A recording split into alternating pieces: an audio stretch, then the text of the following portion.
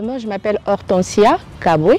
Je suis journaliste reporter à RTMA et puis présentatrice de l'émission Femmes Leaders, une émission de femmes.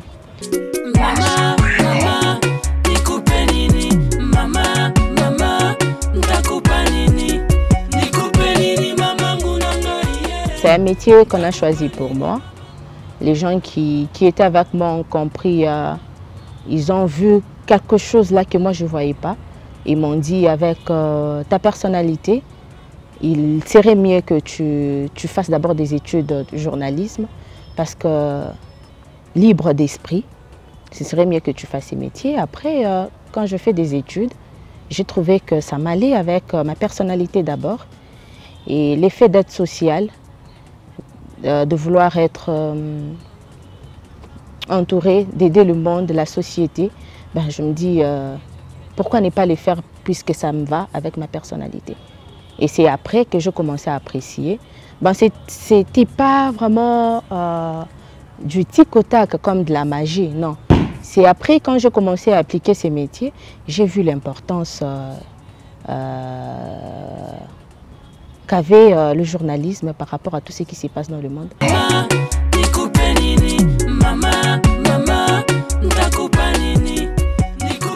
L'expérience que j'ai reçue en tant que femme journaliste, c'est d'abord cette discrimination entre journalistes femmes et journalistes hommes.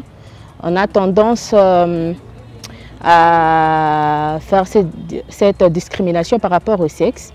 On s'est dit que le journaliste, on pense plutôt que le journaliste homme est plus dynamique que la femme.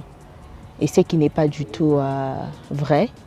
Parce que sur le plan mental, intelligence ou sur le plan intellectuel, on est tous le même. C'est que le journaliste homme peut faire, la journaliste femme peut aussi le faire.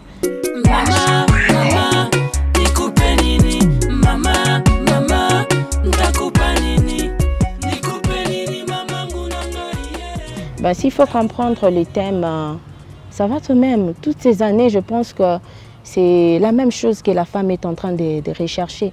L'égalité, parité et tout, pour un avenir durable. On doit comprendre que l'homme et la femme, ce sont des êtres égaux sur les plans intellectuels, sur les plans mentaux. L'homme n'est pas supérieur sur les plans intellectuels que la femme. On est tous pareils. Dieu nous a créés maman. Peut-être sur les plans physiques, là, on voit ces différences-là. Mais dans la tête, c'est la même chose. Ce que l'homme peut faire, la femme aussi peut le faire, sur tous les plans. Aujourd'hui, il y a des femmes ingénieurs, des femmes techniciens. Il y a des femmes qui nous réparent du courant. Il y a des femmes qui montent sur des pylônes. Il y a des femmes qui fabriquent des trucs qui étaient fabriqués que par des hommes.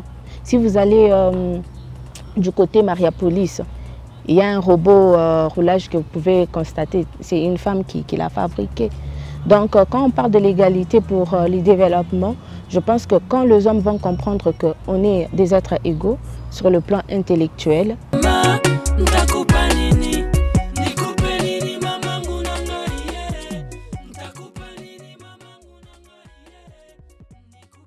je dirais que ça dépend d'un choix. Il y a certaines femmes qui se disent « moi, je veux rester femme au foyer, faire des travaux ménagers et puis ça finit là ».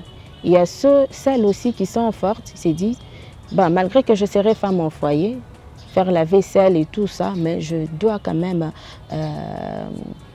travailler, je dois quand même aider mon mari sur le plan économique et tout, elle travaille. Mais je conseillerais à ces femmes-là, même quand tu travailles, n'oublie pas l'essentiel. L'essentiel, c'est quoi?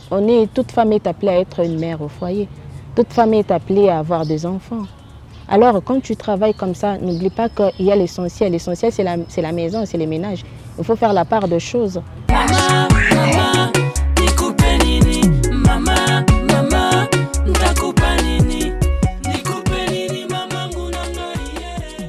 Je souhaite une bonne fête à toutes les femmes, mais le meilleur, ce serait de comprendre la journée.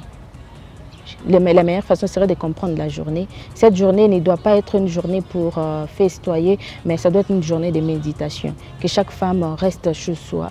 Au lieu de mettre des pannes circuler dans la route, moi je préférerais que chaque femme reste d'abord chez soi, que la femme fasse l'introspection, que la femme comprenne d'abord, comprenne ses droits, que la femme comprenne d'abord le but de cette journée. Et ça ne doit pas être que le 8 mars, on vit tout le jour. Est-ce que ces droits, on les applique? Comment on les applique? C'est assurer la sécurité de l'enfant. C'est assurer la sécurité de l'enfant. C'est assurer la protection